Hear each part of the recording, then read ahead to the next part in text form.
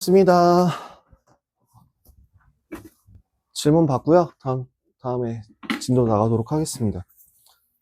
오늘 아마 질문 딱 받으면 되지 않을까 싶은데 질문하실 거 있으세요?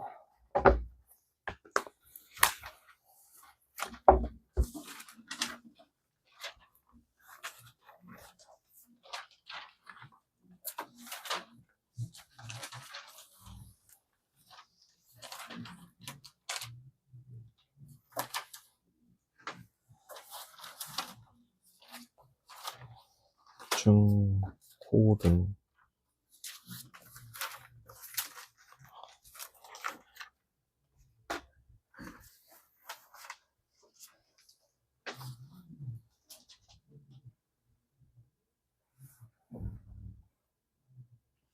질문하실 거 있으세요? 없으세요?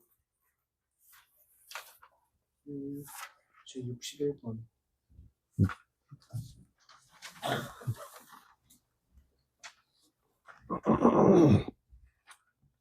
자, 첫 번째 요거부터 확인합시다. A가 B보다 작고 B는 C보다 작다. 그러면 지금 요 첫 번째를 수직선상에 나타내게 되면 어떻게 되냐면 A보다 작고 B보다 크다가 나오고요. 여기 같은 경우에는 뭐예요? A보다 작고 C보다 크다. 그럼 공통범위는 뭐가 됩니까?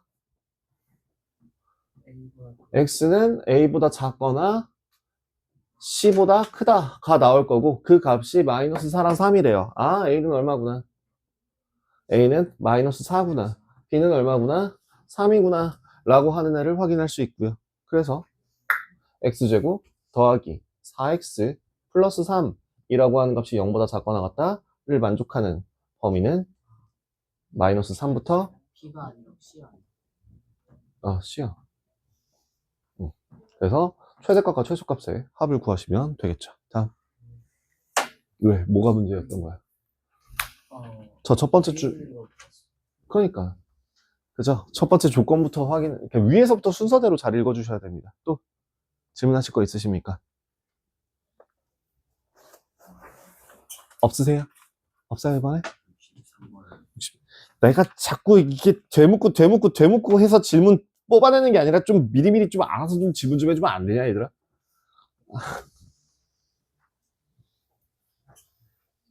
모든 실수에 대하여 부등식이 성립하도록 하는 실수 A값의 범위를 구하라.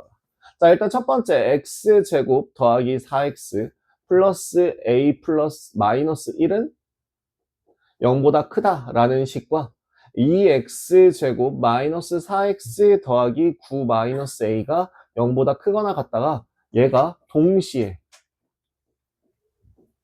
만족하는 게 모든 실수에 대해서 성립해야 된대요. 뭘 쓰면 돼요? 판별식이요. 첫 번째 식은 판별식이 짝수 판별식을 쓰시면 4 마이너스 A 더하기 1인데 얘가 0보다 어떠면 돼요? 작아야 돼요. 그럼 두 번째 짝수 판별식은요? 4 마이너스 18 더하기 2A의 값이 0보다 작거나 같으면 되겠죠. 그래서 네, 구하시면 되죠.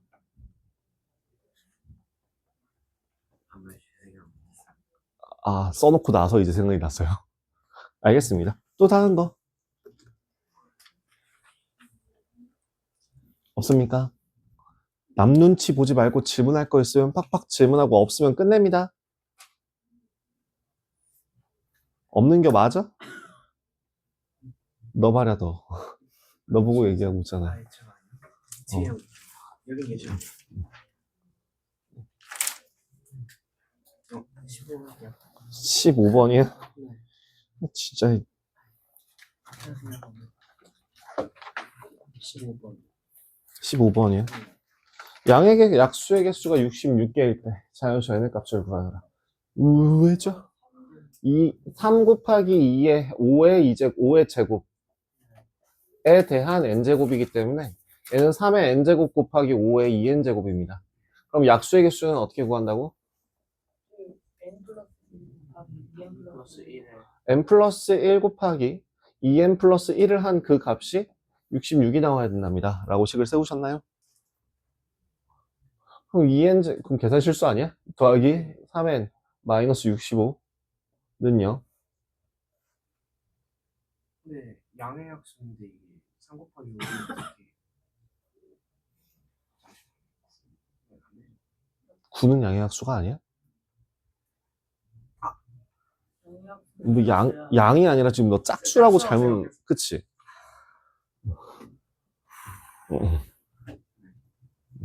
일반적으로 약수의 개수를 구하는 게 양의 약수를 구하는 겁니다.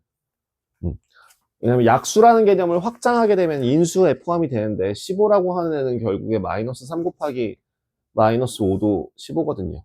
그렇다면 마이너스 3과 마이너스 5도 15의 인수 혹은 약수라고 할 수 있기 때문에 이제는 양의 약수라고 구분을 해서 이야기를 해요.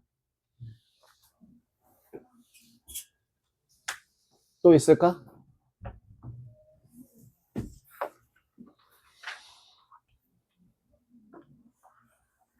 숙제를 안 해와서 질문이 없는 건가? 이 앞에 거는 해결됐어요? 더 없어요? 은호는 괜찮아요. 수학이 뭐야? 수환이는요? 풀어온 것 중에서 질문할 건 없어요? 괜찮아요. 세인이도 풀어온 것 중에서 질문할 거 따로 없어요? 없어요. 무지이는요?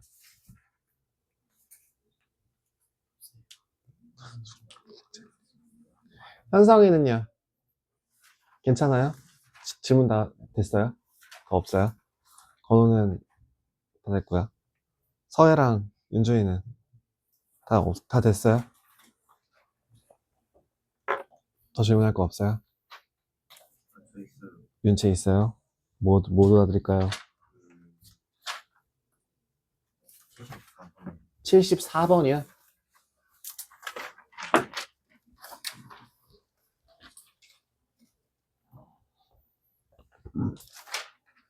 치수 K의 값에 관계없이 항상 실근을 갖도록.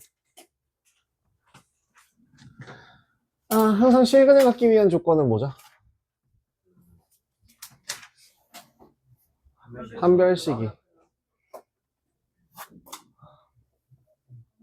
K-2의 제곱 플러스 3K 제곱 더하기 AK 마이너스 4가 0보다 크거나 같으면 되겠죠. 식을 일단 한번 좀 정리해 볼까요? 4K 제곱 플러스 A 마이너스 4K 가 0보다 크거나 같다. 가 실수 K의 값에 관계없이 항상 실근을 갖기 위해서는 어떻게 하면 될까요?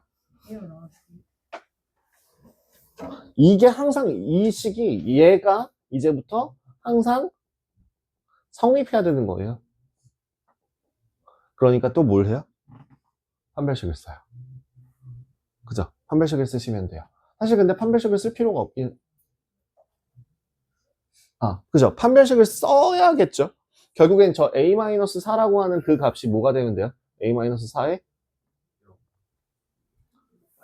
제곱이 0보다 작아야 되죠.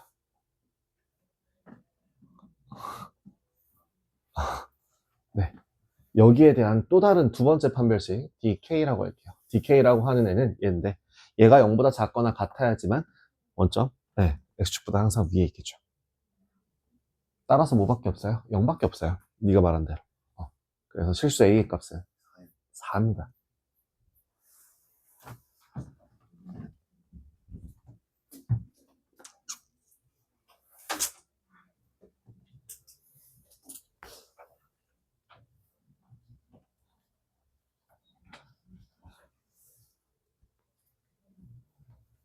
됐을까나?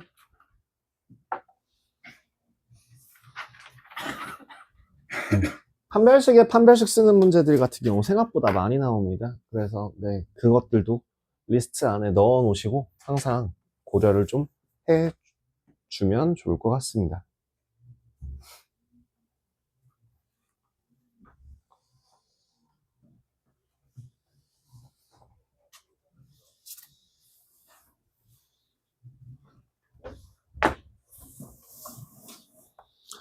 자, 지금 여기 있는 문제들 중에서 제가 아마 이 지불 방법과 지불 금액의 수에 대해서 설명을 하면은 시간이 얼추 맞지 않을까 싶네요.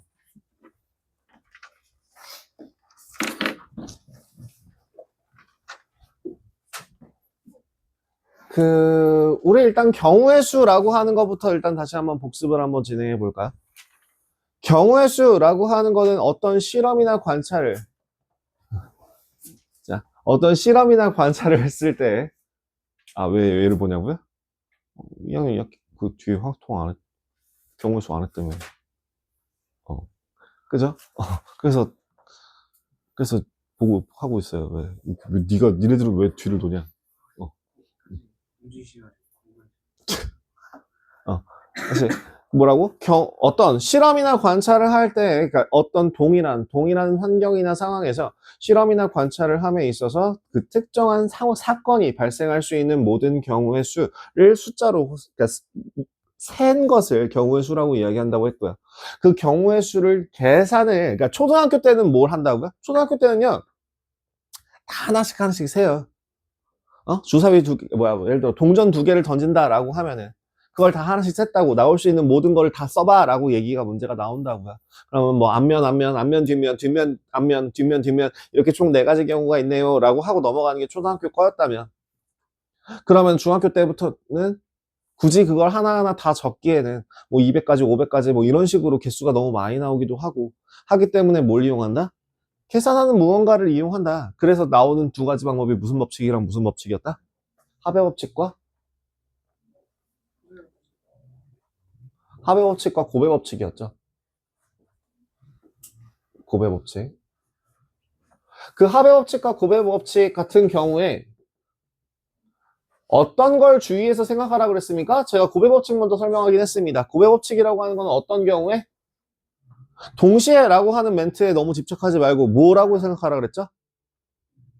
따로따로 끊어서 연속적으로 이어지는지를 확인하라고 했습니다. 동전 3개를 동시에 던진다라고 하면 그 동전 3개를 동시에 던지는 게 아니라 내가 이 관찰을 하나하나 따로따로 보는 거고, 그 따로따로 본 것들을 연속적으로 이어지는 거다라고 계산을 하라고 했어요. 그죠?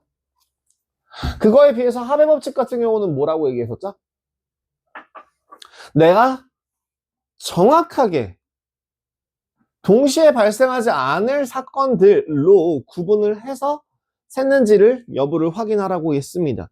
만약에 동시에 발생하는 경우들이 있다면 그런 것들은 철저하게 또 체크해서 걷어낼 걸 걷어내야겠죠. 예를 들면은 1부터 50까지의 숫자가 있다면 중에서 3의 배수가 나오는 거랑 5의 배수가 나온다고 한다면 분류를 어떻게 해? 저 합의 법칙 같은 경우는 내가 분류를 정확하게 하라고 했습니다. 분류 어떻게? 빠짐없이 겹치는 것도 빠짐없이 모두 다 이렇게 자세하게 확실하게 그 다음에 그렇게 분류해서 각각 구한 경우의 수를 최종적으로 어떻게 한다? 더해준다. 그러면 이거는 어떻게 분류할 거라고? 누가 봐도 3의 배수로 분류하겠죠. 또 5의 배수로 분류하겠죠. 근데 여기서 또 하나 챙겨야 될 거는 뭐라고? 동시에 발생하지 않도록이었기 때문에 동시에 발생하는 경우를 고려해서 15의 배수도 빼줘야 된다는 거죠. 3의 배수와 5의 배수의 개수를 센 다음에 이제 15의 배수를 빼주면 된다라고 하는 게 이제 기본적인 합의 법칙이라고 했습니다. 자, 그러면 합의 법칙이라고 하는 거는 결국엔 누가 시켜서 어떻게 분류하라고 했죠? 신조 사사계, 죄송합니다. 자, 가슴이 시키는 대로, 그죠?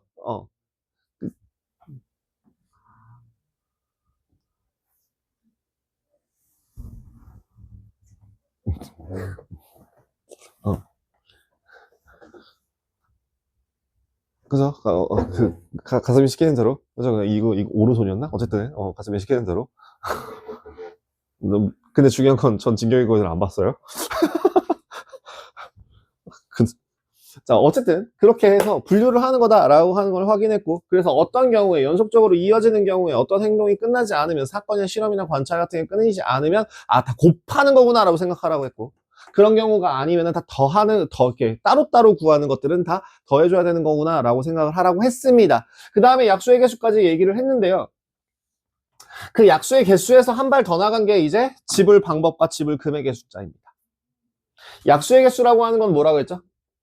약수의 개수 같은 경우에 결론적으로 A의 m제곱 곱하기 B의 n제곱일 때 몇 개? n 플러스 1 곱하기 n 플러스 1개라고 이야기한다고 했어요. 왜 플러스 1이 붙는다고 했지? 이걸 경우로서 생각하면 어떻게 된다고? 안 넣는. 예를 들어 이번엔 108 하자. 108이라고 하는 애는 2의 제곱 곱하기 3의 세제곱인데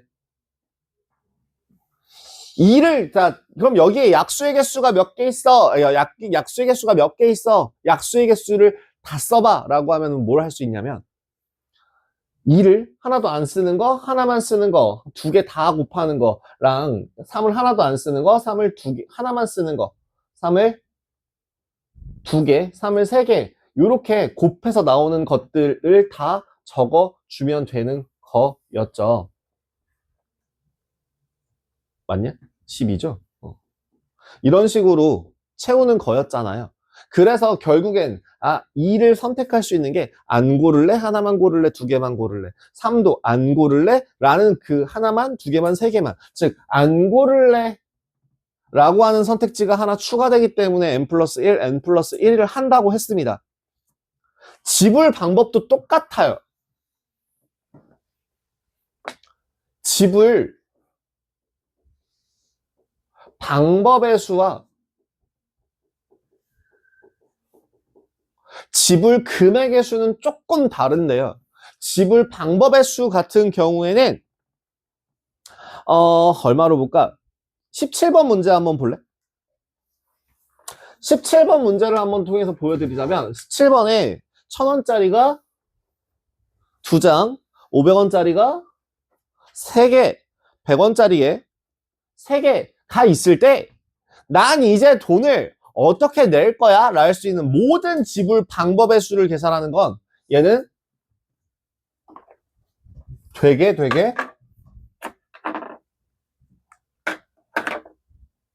이거랑 유사해요. 되게 비슷비슷합니다. 약수의 개수. 와 구하는 방법이 거의 비슷해요. 뭐야? 1000원짜리를 안 낼 거야? 하나만 낼 거야? 두 개 다 낼 거야. 500원짜리를 안 낼 거야? 부터 3개까지 낼 거야. 그러면 결국엔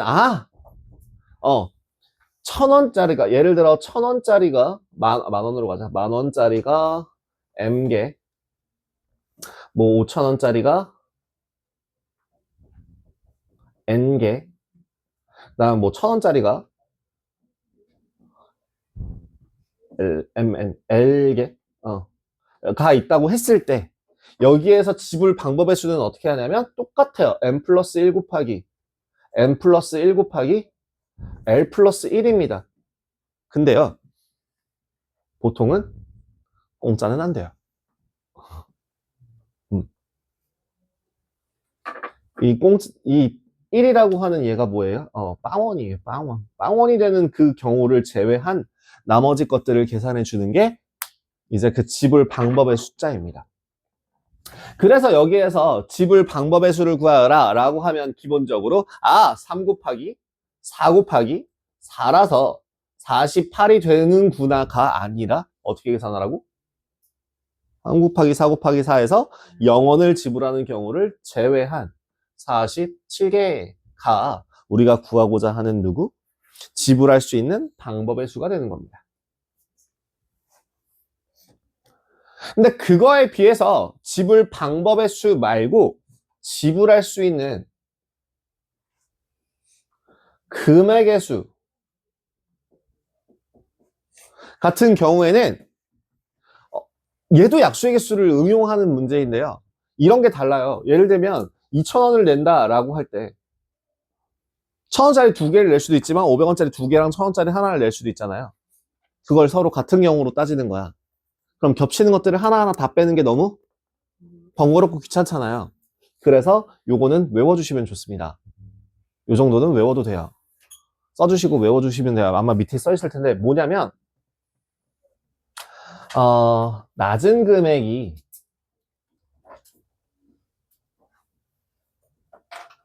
개수가 충분히 많아서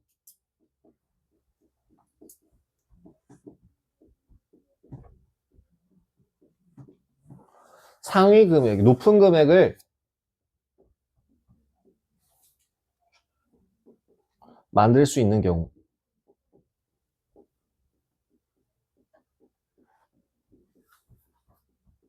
N은 반드시 뭐를? 높은 금액을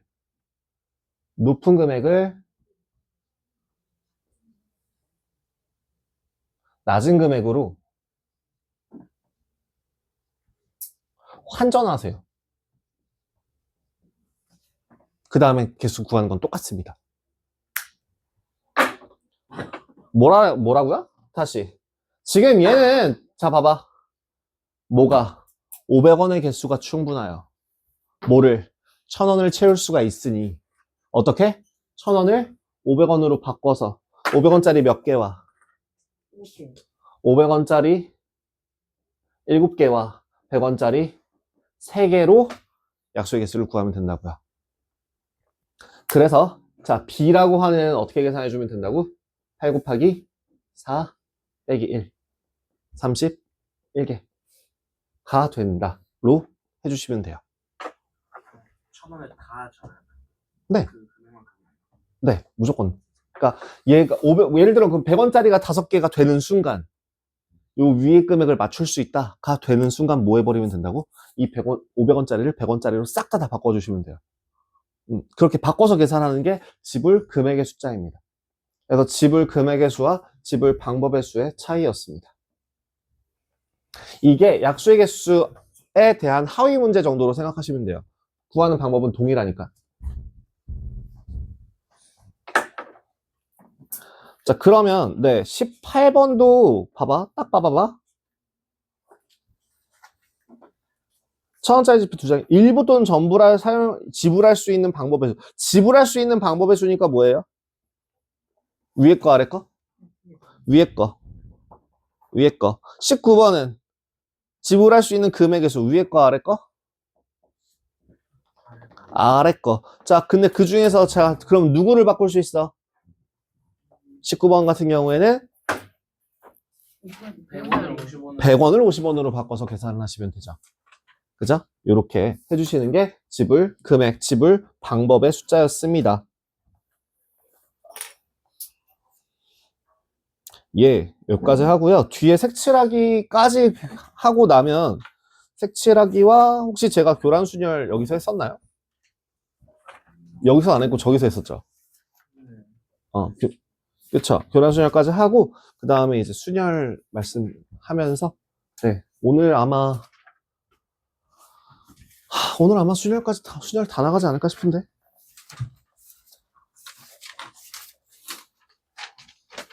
문제는 조금 남겠지만서도. 그쵸. 순열 다 나가도 되죠.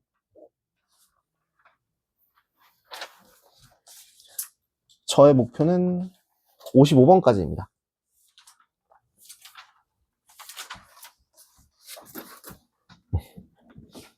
저희 오늘의 목표는 55번까지 나갈 예정입니다. 그리고 수요일 날 진도가 어디까지 나갈 거냐면 수요일 날 네, 요 교재가 106번까지 아마 다 나가지 않을까 싶고요. 그 다음에 금요일에는 네, 교재 정리하고 좀 마무리하는 시간 네, 가져서 어차피 금요일날은 숙제 주면 안 되잖아요. 그죠? 그래서 그렇게 정리하도록 하겠습니다. 쉬었다가 이어서 가도록 하죠. 근데 그럼 생년은 그냥 아예 안 해요. 본수업 시간대 네, 그걸 진도를 아직 안 나가서